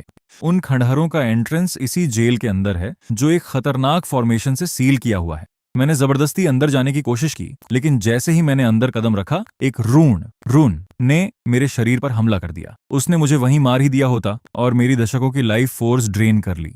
जब मैं होश में आया तो मैंने उन रून्स को स्टडी करना शुरू किया और पाया कि वे लेजेंडरी लॉन्गेविटी एम्परर की तकनीकों से बहुत मिलते जुलते हैं। ये सुनकर मुझे भी थोड़ा ताज्जुब होता है। दूसरी तरफ मैग्नस और फेनरिस पूरी तरह दंग रह जाते हैं। फेनरिस के मुंह से निकल पड़ता है, क्या तुम सीरियस हो? क्या वे सच में लॉन्गेविटी एम्परर के रून्स हैं? लॉन्गेविटी एम्परर प्राचीन काल का एक एम्परर था। लेजेंड्स की माने तो वह 1,00,000 सालों तक जिंदा रहा, जिससे उसे लॉन्गेविटी एम्परर का टाइटल मिला। जब उसकी मौत हुई तो उसने पीछे कोई डाव फ्रूट और कोई विरासत नहीं छोड़ी। अनगिनत सालों से एम्परर की विरासत ढूंढने वाला हर इंसान सबसे पहले लॉन्गेविटी एम्परर के बारे में ही सोचता है। क्या यह पॉसिबल है कि लॉन्गेविटी एम्परर की विरासत इसी जेल के अंदर छिपी हो? लेकिन ड्रेवन अपना सिर हिलाता है। मैं पक्के तौर पर नहीं कह सकता। वह जगह बहुत डरावनी है। जैसे ही आप पास जाते हैं, आपकी लाइफ स्पैन एक खतरनाक स्पीड से ड्रेन होने लगती है। ये लेजेंडरी डेसोलेट फॉरबिडन जोन से बहुत मिलती जुलती है। डेसोलेट फॉरबिडन जोन हर जिंदा चीज के लिए एक डेड जोन था। इसे दसियों हजार साल पहले तबाह कर दिया गया था और ये लेजेंड्स में खो गया। आज तक कोई नहीं जानता कि ये कभी कहाँ स्थित था, लेकिन इसकी एक ही पहचान थी, चाहे कोई भी अंदर कदम रखे उसकी लाइफ स्पैन भयानक स्पीड से खत्म हो जाती थी। ये सुनकर फेनरिस और मैग्नस गहरे अफसोस के साथ सांस छोड़ते हैं। ऐसी जगह पर आपके अलावा शायद इस दुनिया में दूसरा कोई इंसान नहीं है जो अंदर कदम भी रख सके। मैं एक पल के लिए इसके बारे में सोचता हूँ, फिर बोलता हूँ, तो ये सच में एक ऐसी जगह है जहाँ सिर्फ मैं ही एंटर कर सकता हूँ। ठीक है, फिर रास्ता दिखाओ। चलकर देखता हूँ कि वहाँ असल में चल क्या रहा है। ड्रेवन सिर हिलाता है और चलना शुरू करता है, लेकिन अचानक बीच में ही रुक जाता है। फेनरिस और मैग्नस को भी कुछ महसूस होता है। वे दोनों एक ही डायरेक्शन में अपनी नजरें गड़ा देते हैं। ड्रेवन सबसे पहले बोलता है, कोई आ रहा है। मैं तुरंत चौकन्ना हो जाता हूँ। इस जेल के अंदर अनगिनत कैदी हैं, लेकिन उनके बीच बातचीत होना लगभग इम्पॉसिबल है। अनगिनत डेमन लॉर्ड्स को यहाँ बंद किया गया है और वे मौत तक बिना हिले डुले पड़े रहते हैं। और अब कोई पास आ रहा है, ये बिल्कुल भी नॉर्मल नहीं है। मुझे शक है कि वेंस ने एक और असासिन भेजा है। मैं ड्रेवन और बाकी दोनों से पहले छुप जाने को कहता हूँ। अगर वे मुझे खतरे में देखें तो बीच में आए। उनमें से कोई बहस नहीं करता। आखिर पिछली बार भी ऐसा ही हुआ था। वे जल्दी से परछाइयों में गायब हो जाते हैं। लगभग 30 सेकंड बाद साफ साफ कदमों की आवाजें पास आती सुनाई देती हैं। फिर हरे रंग के रोब में एक आदमी, जिसकी कमर पर एक तलवार बंधी है, मेरी तरफ टहलता हुआ आता है, चेहरे पर एक वार्म स्माइल के साथ। प्रिंस काइल, काफी समय हो गया। उसे देखकर मुझे थोड़ा ताज्जुब होता है। तुम शैडोकिल ऑर्डर के ग्रैंड एल्डर जेंडर हो। बिल्कुल 3 साल हो गए हैं। मुझे खुशी हुई कि प्रिंस काइल को अभी भी मैं याद हूँ। तो तुम खुद मुझे पर्सनली मारने आए हो। वेंस ने इस बार तुम जैसे इंसान को हायर करने के लिए सच में अपना सब कुछ लगा दिया। उसने तुम्हें कितने पैसे दिए? अगर मुझे सही से याद है तो जेंडर का कल्टीवेशन वॉइड पियर्सिंग पीक पर होना चाहिए, जिसे इंपीरियल पीक भी कहा जाता है। सोवेरियन से बस एक कदम दूर। उस लेवल का फाइटर पूरे डेसोलेशन किंगडम में सबसे रेयर माना जाता है। जेंडर धीरे से हंसता है। लगता है प्रिंस काइल अपनी किस्मत से पूरी तरह वाकिफ है। पिछली बार मेरे शैडोकिल ऑर्डर ने किसी को भेजा था, लेकिन न जाने क्यों उसने कभी रिपोर्ट ही नहीं की। इसलिए इस बार मैं खुद आया हूँ। प्रिंस काइल, कोई आखिरी ख्वाहिश? मेरी आखिरी ख्वाहिश? मैं तो तुम्हारी सुनना चाहूंगा। प्रिंस काइल, आपका सेंस ऑफ ह्यूमर भी कमाल का है। उस हालत में मुझे डर है कि मैं तुम्हारी आखिरी ख्वाहिश पूरी नहीं कर सकता। सीधे मरो। अगले ही सेकंड जेंडर हमला करता है। प्रेशर की एक खौफनाक लहर मेरे शरीर को लगभग कुचल ही देती है। ये देकर मैं बिना किसी झिझक के चिल्लाता हूँ, ड्रेवेन, दरवाजा बंद करो और इसे काटो। अभी शब्द पूरी तरह खत्म भी नहीं हुए थे कि अंधेरे में से एक खौफनाक ऑरा निकलता है और पल भर में जेंडर पर लॉक हो जाता है। जेंडर, जो मुझ पर हमला करने ही वाला था, अचानक मुंह से खून की उल्टी करता है। वह जमीन पर गिर पड़ता है और पूरे खौफ के साथ मुझे घूरता है। ये क्या है? यहाँ एक सोवेरियन का ऑरा क्यों है? ड्रेवन परछाइयों से बाहर निकलता है और ठंडे टोन में कहता है, मेरे लॉर्ड पर हमला करोगे तो मरोगे, कोई एक्सेप्शन नहीं। मेरे लॉर्ड शब्द सुनते ही जेंडर दंग रह जाता है। एक सोवेरियन लेवल का फाइटर अभी अभी मुझे अपना लॉर्ड बुला रहा था। ये कैसे पॉसिबल है? ड्रेवन उसे एक शब्द भी बोलने का मौका नहीं देता। एक बेपरवाह वार के साथ जेंडर का सिर उसके शरीर से अलग हो जाता है। ठीक उसके बाद मैग्नस और फेनरिस भी बाहर आते हैं। फेनरिस जेंडर की लाश के चक्कर लगाता है और बोलता है, काइल, पिछली बार कोर फॉर्मेशन का कोई कमजोर इंसान तुम्हें मारने की कोशिश कर रहा था। इस बार ये एक इंपीरियल पीक है। तुमने आखिर किससे पंगा लिया है? लेकिन एक बात है जो वह बिना कहे छोड़ देता है। क्या अगली बार मुझे मारने के लिए सच में कोई सेंट आने वाला है? मैं बस मुस्कुराता हूँ और कुछ नहीं कहता। फिर मैं ड्रेवन की तरफ मुड़ता हूँ। पहले इस लाश को ठिकाने लगाओ। ड्रेवन सिर हिलाता है और काम पर लग जाता है। शैडोकिल ऑर्डर का वाइस मास्टर अभी अभी यहाँ मरा है। ये वेंस के लिए सिरदर्द बनने वाला है। शैडोकिल ऑर्डर को बेवकूफ बनाना आसान नहीं है। वेंस की रातों की नींद पक्का उड़ गई होगी। कौन जाने अगली बार वो किस लेवल के फाइटर को भेजेगा। मेरा वह आधा अधूरा भाई मुझे मरा हुआ देखना चाहता है। हर किसी को यह बात पता है, लेकिन मैं उसे कामयाब नहीं होने दूंगा। डेसोलेशन किंगडम के रिसोर्सेस को देखते हुए वेंस मेरे पीछे किसी सेंट को तो बिल्कुल नहीं भेज सका। ज्यादा से ज्यादा वो कोई एपेक्स लॉर्ड होगा या शैडोकिल ऑर्डर का हॉल मास्टर। जो भी हो, मुझे जितनी जल्दी हो सके और ताकतवर बनना होगा। अगर हो सके तो मैं इस जेल के अंदर से ताकतवर फाइटर्स को रिक्रूट करना जारी रखना चाहता हूँ, वरना अगर मैं यहाँ से निकल भी गया तब भी मैं वेंस को हरा नहीं पाऊंगा। कुछ ही देर में ड्रेवन लाश को ठिकाने लगाकर वापस आता है। मैं उससे मुझे उस खंडहर रूइंस ले चलने को कहता हूँ जिसका उसने जिक्र किया था। वह छोटा सा डिस्टर्बेंस हमें मुश्किल से ही इम्पैक्ट करता है। ड्रेवन की अगुवाई में हम जल्दी ही उस जगह पहुंचते हैं जिसका उसने डिस्क्रिप्शन दिया था। आसपास पूरी तरह से अंधेरा है, लेकिन आगे एक ग्लो एक छोटे से एरिया को रोशन कर रहा है। धुंध के पार हल्की सी हरियाली दिखाई दे रही है, जैसे कोई छिपा हुआ पैराडाइज हो। ड्रेवन हमें वार्न करता है, इसके शांत अपीयरेंस से बेवकूफ मत बनना। किसी भी हालत में किसी को भी बेपरवाह नहीं होना चाहिए या उस चमकते हुए एरिया के पास नहीं जाना चाहिए, वरना उनकी लाइफ स्पैन वहीं सूख जाएगी। इन शब्दों पर मैग्नस और फेनरिस तुरंत सतर्क हो जाते हैं। मैग्नस मक्खनबाजी वाली मुस्कान के साथ मेरे पास खिसकता है, बॉस, आप जाकर क्यों नहीं देखते? आपके पास तो एक्स्ट्रा लाइफ स्पैन है। आपको कुछ साल खोने का डर नहीं है। मैं उसे एक लुक देता हूँ और हंसता हूँ। ओह, तुम चाहते हो कि मैं आगे जाकर स्काउट करूँ? क्या तुम्हें डर नहीं लग रहा कि कहीं मैं चिढ़ जाऊं और तुम्हारी लाइफ स्पैन वापस ले लूं? अरे नहीं बॉस, मैं तो आपके बारे में ही सोच रहा हूँ। मैं धीरे से हंसता हूँ, कुछ नहीं कहता और सीधे उस ग्लो में चल पड़ता हूँ। अगले ही सेकंड एक मिस्टीरियस फोर्स मुझे घेर लेती है। मुझे जल्दी ही एहसास होता है कि मेरी लाइफ स्पैन एक खौफनाक स्पीड से ड्रेन हो रही है। अगर कोई आम इंसान यहाँ आता तो वो पूरी तरह सूखने से पहले कुछ मिनट भी नहीं टिक पाता।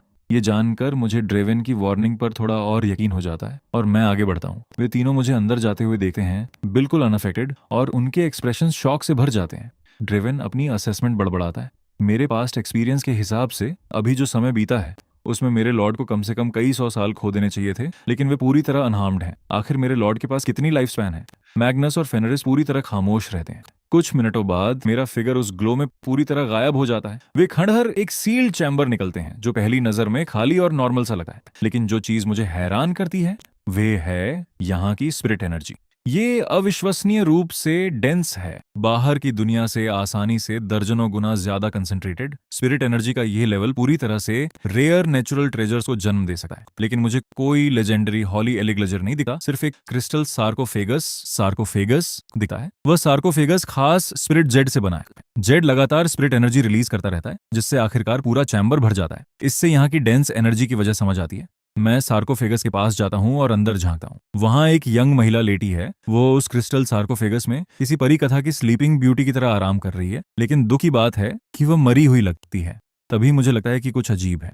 मैं लाइफ स्क्रिप्चर को एक्टिवेट करता हूँ और यह दिखाता है कि उस लड़की की सिर्फ 7 सेकंड की लाइफ स्पैन बची है। वह अभी भी जिंदा है। सार्कोफेगस दफनाने के लिए कोई ताबूत नहीं है। ये उसे दुनिया से अलग सील कर रहा है ताकि उसकी लाइफ स्पैन ड्रेन ना हो सके। ये सोचकर मैं लाइफ स्क्रिप्चर को चैनलाइज करने और उसे लाइफ स्पैन देने की कोशिश करता हूँ, लेकिन स्क्रिप्चर की पावर किसी चीज से रुकी हुई लगती है और लड़की तक नहीं पहुंच पाती। ये पक्का सार्कोफेगस ही है, इसलिए मैं ढक्कन को खोलता हूँ, उसे वापस जिंदगानी में लाने के लिए तैयार। जिस पल ढक्कन हटा है उसकी स्किन एक विजिबल स्पीड से बूढ़ी होने लगती है। उसका कभी खूबसूरत परी जैसा चेहरा अचानक वक्त के बीतने से मुरझा जाता है। मैं जानता हूं कि उसकी लाइफ स्पैन जल रही है। मैं तुरंत लाइफ स्क्रिप्चर को चैनलाइज करता हूं और उसमें लाइफ स्पैन डाल देता हूं। अगले ही सेकंड मेरी तरफ से लाइफ फोर्स का एक सैलाब उस लड़की में बहने लगता है। उसकी झुर्रियों वाली स्किन स्मूथ और रेडिएंट हो जाती है। उसका बूढ़ा चेहरा पल भर में वापस जवां हो जाता है।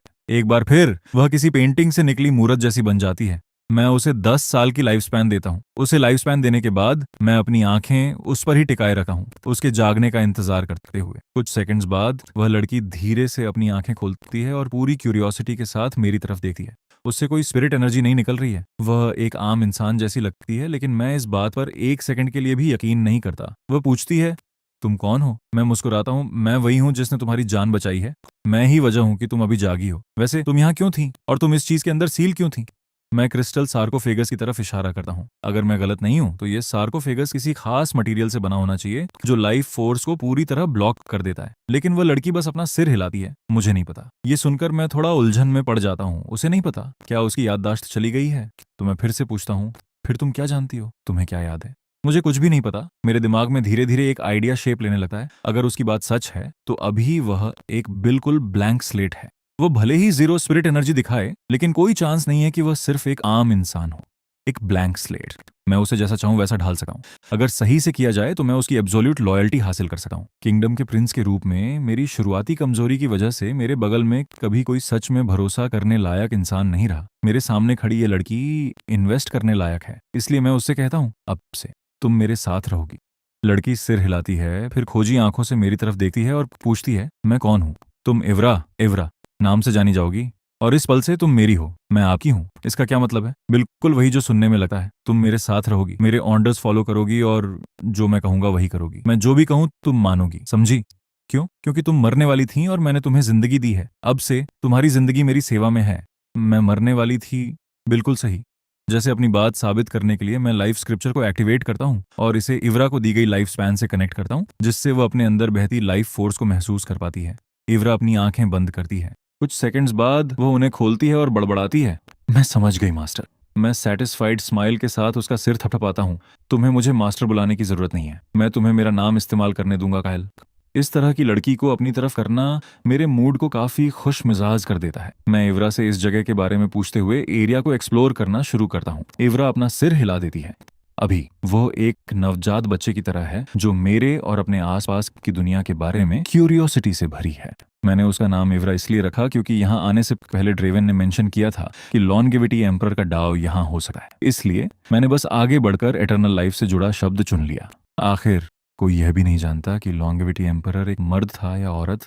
इसे मेरा थोड़ा अजीब सेंस ऑफ ह्यूमर कह लो। तभी इवरा बोल पड़ती है, कायल क्या आप कुछ ढूंढ रहे हैं? मैं सिर हिलाता हूँ। हाँ ये सही है, यहाँ एक हॉली एलिग्लेजर होना चाहिए, मैं उसे ढूंढना चाहता हूँ। क्या आपका मतलब दो सींगों वाले उस पौधे से है? दो सींगों वाला पौधा कहाँ? वहां पर। मैं उस तरफ देखता हूँ जहां वह इशारा कर रही है। वह सिर्फ एक दीवार है, वहां कुछ भी नहीं है। कम से कम मुझे तो उतना ही दिख रहा है। मैं थोड़ा मुंह बनाता हूँ, क्या तुम श्योर हो? इवरा सिर हिलाती है। उसकी श्योरिटी देकर मैं इसे सीरियसली लेता हूँ। अगर इवरा सही है तो हॉली एलिग्लेजर छिपा हुआ होना चाहिए। मैं इस दीवार को तोड़कर पता लगाने का फैसला करता हूँ। शायद मेरी किस्मत अच्छी हो। मैं इवरा से मेरे पीछे खड़े रहने को कहता हूँ। फिर एक सोच के साथ डेसोलेशन ब्लेड मेरे हाथ में आ जाती है। अगले ही सेकंड मैं उस ब्लेड में पावर डालता हूँ। हजारों सालों की लाइफ स्पैन पल भर में भाप बनकर उड़ जाती है, जिससे डेसोलेशन ब्लेड की पावर सीधे वॉइड पियर्सिंग लेवल तक पहुंच जाती है। लेकिन ये अभी भी काफी नहीं था। मैं इसके ऊपर ब्लड फायर बर्स्ट आर्ट को ट्रिगर करता हूँ। एक ही बार में फिर से कई हजार सालों की लाइफ स्पैन जलाते हुए मेरी पावर एक बार फिर ब्रेक थ्रू करती है और सोवेरियन लेवल पर पहुंच जाती है। मैं एक दहाड़ लगाता हूं और ब्लेड को घुमाता हूं। तलवार की एनर्जी की एक खौफनाक लहर तूफान की तरह निकलती है और पूरे स्पेस में फैल जाती है। मेरी असली कल्टीवेशन भले ही बहुत कम हो, लेकिन 10,000 से ज्यादा सालों की लाइफ स्पैन जलाकर मैं इस एक स्ट्राइक को अनइमेजिनेबल पावर तक पहुंचा देता हूं। तलवार की एनर्जी एक तबाही भरे ब्लास्ट के साथ दीवार से टकराती है। शॉकवेव से जमीन और आसमान कांप उठते हैं। उस शॉकवेव का बैकलाश मेरी बर्दाश्त से बाहर है। मैं लड़खड़ाता हूं और लगभग गिरने ही वाला होता हूं, लेकिन अगले ही सेकंड जमीन पर गिरने के बजाय मैं एक सॉफ्ट आलिंगन एम्ब्रेस में जा गिरता हूं। मैं हैरान होकर ऊपर देखता हूं तो पाता हूं कि इवरा ने मुझे थाम लिया है। ये मुझे चौंका देता है। मैं उससे पूछता हूं कि क्या वह ठीक है। वह अपना सिर हिलाती है। तूफान अभी भी हमारे चारों तरफ गरज रहा है, फिर भी इवरा ऐसे खड़ी है जैसे वह इस दुनिया से बिल्कुल अलग हो। उस बवंडर का उस पर कोई असर नहीं पड़ता, यहाँ तक कि उसके बालों का एक लट भी नहीं हिलता। मैं उसके बारे में अपनी सोच में एक और बात जोड़ने से खुद को रोक नहीं पाता। बेहद रहस्यमयी। मैं इवरा से मुझे खड़ा करने में मदद करने को कहता हूँ। वह बिना झिझक मानती है और मुझे उठाने लगती है, लेकिन तभी एक छोटी सी गड़बड़ हो जाती है। तेज तूफान अभी भी चल रहा था और मैं फिर से अपना बैलेंस खो देता हूँ। लगभग दूसरी बार गिरते गिरते बचता हूँ। खुशकिस्मती से मैं सही वक्त पर इवरा को पकड़ लेता हूँ। कुछ सेकंड्स बाद आखिरकार तूफान थमता है। मैं राहत की सांस छोड़ता हूँ। उस वार के पीछे की पावर बहुत ज्यादा थी, लेकिन मेरा कल्टीवेशन लेवल बहुत कम है। इसे बेपरवाही से यूज करने पर सिर्फ बैकलाश ही मिलेगा। अब से इसे कम ही इस्तेमाल करना बेहतर होगा। लेकिन अपने बगल में खड़ी लड़की को देखकर मैं उलझन में पड़े बिना नहीं रह पाता। शुरू से लेकर अंत तक उस पावर का उस पर जरा भी असर नहीं पड़ा। भले ही वह बिना किसी कल्टीवेशन के पूरी तरह से एक आम इंसान जैसी दिखती है, फिर भी आखिरकार वह मेरी है। इन सवालों का इंतजार किया जा सकता है। मेरे पास इन्हें समझने के लिए बहुत समय है। अभी के लिए मेरी दिलचस्पी उस लेजेंडरी हॉली एलिग्लेजर में ज्यादा है। जल्दी ही जब धूल बैठती है तो मेरे सामने एक परछाई दिखाई देती है। जमीन पर जिनसेंग के आकार का एक पौधा पड़ा है। इसकी पत्तियों पर दरारें पड़ी हैं और इसका शरीर फ्रैक्चर से भरा हुआ है। ऐसा लगता है जैसे यह बुरी तरह घायल हो गया हो। जिस पल मैं इस पौधे को देखता हूँ मेरी सांसें थम जाती हैं। ये अनडाइंग जिनसेंग है। अनडाइंग जिनसेंग अपने नाम की तरह दो बेहद ताकतवर एबिलिटीज रखता है, हीलिंग और लाइफ स्पैन बढ़ाना। लाइफ स्पैन को एक तरफ रख दें तो अनडाइंग जिनसेंग की एक अकेली पति किसी एपेक्स लॉर्ड को 10 एक्स्ट्रा सालों की लाइफ स्पैन दे सकती है। यहाँ तक कि एक सेंट भी एक एक्स्ट्रा साल हासिल कर सकता है। जब कोई कल्टीवेटर उस खौफनाक लेवल पर पहुंचता है और मौत के दरवाजे पर खड़ा होता है तो 1 साल तो छोड़िए, एक दिन की लाइफ स्पैन भी उन प्राचीन इमॉर्टल मॉन्स्टर्स को पागल करने के लिए काफी होती है। लेकिन मेरे जैसे इन्फिनिट लाइफ स्पैन वाले इंसान के लिए वो एबिलिटी कुछ खास नहीं है। अनडाइंग जिनसेंग की असली ताकत इसकी हीलिंग में है। यही बात मुझे सबसे ज्यादा एक्साइट करती है। लेजेंड्स कहते हैं कि एक पूरा अनडाइंग जिनसेंग मरे हुए को भी जिंदा कर सकता है। मौत के बाद भी जब तक आत्मा बिखरी ना हो, ये जिनसेंग शरीर को फिर से बना सकता है और आत्मा को फिर से ढाल सकता है। इसके अलावा जिनसेंग के एसेंस की सिर्फ एक बूंद ही एक बेहद असरदार हीलिंग एलिग्लेजर बनाने के लिए काफी है। कहते हैं कि यह दवा किसी भी ऐसे इंसान को पूरी तरह ठीक कर सकती है जिसकी एक सांस भी बाकी हो, यहाँ तक कि कटे हुए अंगों को भी वापस उगा सकती है। और इसके असर के लिए वक्त का इंतजार नहीं करना पड़ता, ये तुरंत असर दिखाती है। मेरी तो जैकपॉट लग गई। आखिरकार हॉली एलिग्लेजर अनमोल होते हैं। उन्हें हॉली एलिग्लेजर इसीलिए कहा जाता है क्योंकि उनके असर सेंट्स पर भी काम करते हैं।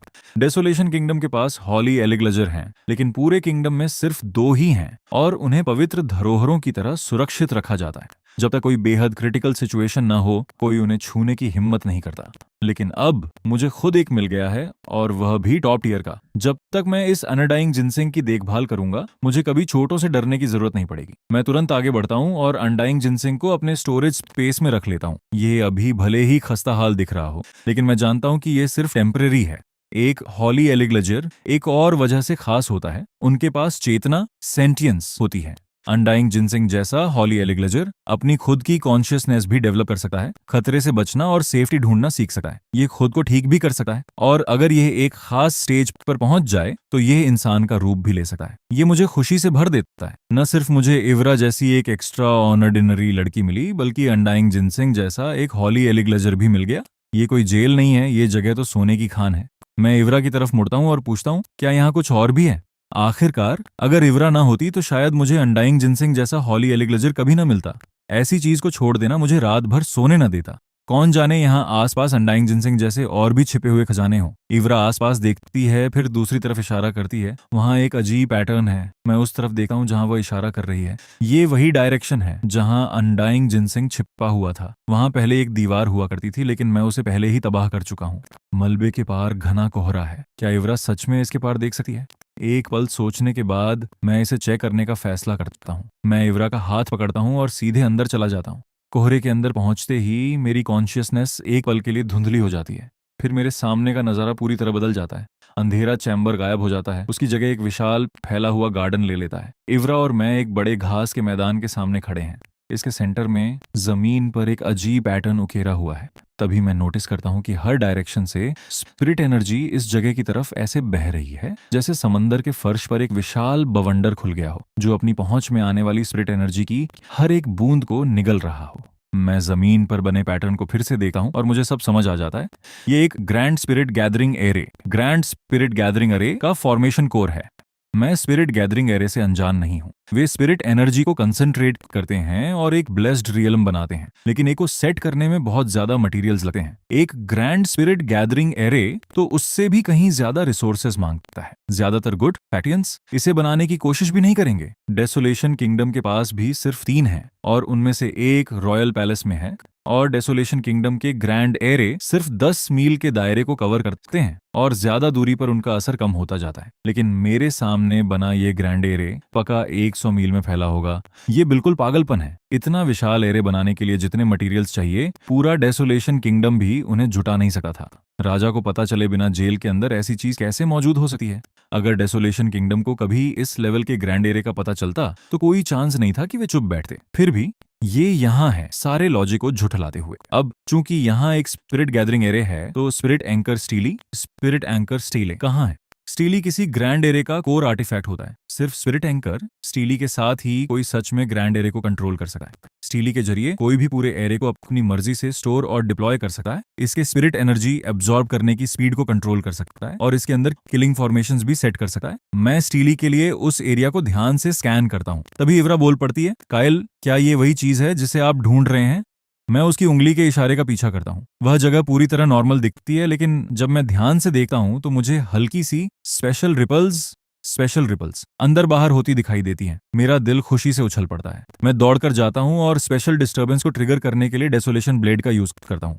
हवा में से एक हथेली के आकार की स्टोन स्टीली नीचे गिरती है। मैं उसे लपक लेता हूँ, फिर इवरा को बाहों में भरकर सीधे चूम लेता हूँ। इवरा, तुम मेरी लकी स्टार हो। उसके बिना शायद मुझे स्पिरिट एंकर स्टीली कभी ना मिलती। उस किस्से इवरा का चेहरा शर्म से लाल हो जाता है। उसके गालों पर हल्की सी लाली फैल जाती है। अब जब मेरे पास स्पिरिट एंकर स्टीली है तो ये पूरा एरे मेरा है। मैं बिना वक्त गंवाए स्टीली को एक्टिवेट करता हूँ। अगले ही सेकंड हमारे आसपास का स्पेस हिलने लगता है और स्पिरिट एनर्जी एक तूफान में बदल जाती है। तेज हवा का एक झोंका बहता है, नजारा बदल जाता है, और इवरा और मैं खुद को वापस ओरिजिनल खंडहरों के अंदर पाते हैं। मेरे हाथ में मौजूद स्पिरिट एंकर स्टीली एक सॉफ्ट डिवाइन लाइट से चमक रही है। इस पल से 100 मील में फैला एक ग्रैंड स्पिरिट गैदरिंग एरे मेरा है। एक ऐसा एरे जिसे बनाने की औकात डेसोलेशन किंगडम की भी नहीं थी। इस तरह के एरे के साथ मेरी कल्टीवेशन स्पीड कम से कम 10 गुना, शायद 100 गुना बढ़ जाएगी। और अगर मैं कभी अपना खुद का गुड बनाना चाहता हूँ तो ये एरे मेरी सबसे बड़ी एसेट होगी। ग्रैंड स्पिरिट गैदरिंग एरे वाले गुट का आकर्षण अनइमेजिनेबल होगा और मुझे इसके पीछे किसी के आने की फिक्र करने की जरूरत नहीं है। आखिरकार डेमन लॉर्ड्स और मैं एक अटूट आपसी इंटरेस्ट से बंधे हैं। अगर मुझे कुछ होता है तो वे सब मर जाएंगे। क्या वे सिर्फ खड़े होकर देखते रहेंगे? फ्यूचर में मैं पूरी तरह से डेमन लॉर्ड से बना एक गुट तैयार कर सकता हूँ और पूरी दुनिया पर राज कर सकता हूँ। एरे पर दावा करने के बाद मैं इवरा से पूछता हूँ कि क्या आसपास कुछ और है। इवरा अपना सिर हिला देती है। ऐसा लगता है कि यहाँ की हर कीमती चीज पहले ही मेरे हाथों में आ चुकी है। जाने का वक्त हो गया है। लेकिन जैसे ही मैं निकलने वाला होता हूँ, मेरी नजर पास ही रखे क्रिस्टल सार्कोफेगस पर पड़ती है। ये बिल्कुल भी नॉर्मल नहीं लगता, इसलिए मैं इसे भी अपने स्टोरेज स्पेस में फेंक देता हूँ और इवरा का हाथ पकड़कर निकल जाता हूँ। एक छोटे से धुंधलेपन के बाद हम खंडहरों से बाहर आते हैं। जिस पल मैं बाहर कदम रखता हूँ, मैग्नस एक उतावली मुस्कान के साथ दौड़कर पास आता है। बॉस, कैसा रहा? कुछ हाथ लगा?